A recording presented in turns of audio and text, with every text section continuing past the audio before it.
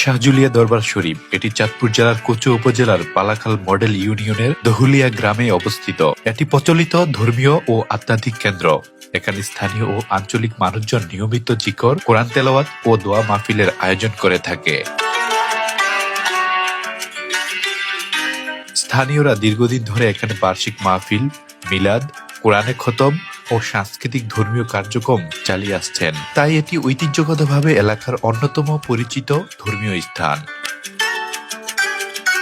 দরবারটি মরহুম আল্লামা ফাইজুল্লাহ শাহজুলি রহমতুল্লাহ আলাইয়ের নামে প্রতিষ্ঠিত। প্রতিষ্ঠাতা ও তার তত্ত্বাবধানে ধারাবাহিকভাবে কোরআন পাঠ, আজিফা, দালাইলা পাঠ, শিক্ষা ও যুব কর্মসূচি পরিচালিত হয়ে থাকে।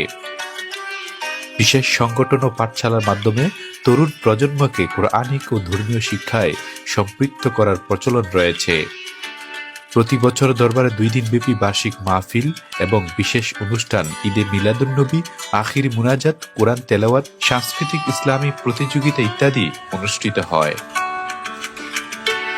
শাহজুলিয়া দরবার কেবল আধ্যাত্মিক কেন্দ্রই নয়, জরুরি বা সামাজিক প্রয়োজনে দোয়া মাহফিল, মানবিক সহায়তা ও স্থানীয় যুব কল্যাণমূলক কার্যক্রমও পরিচালিত হয়ে আসছে।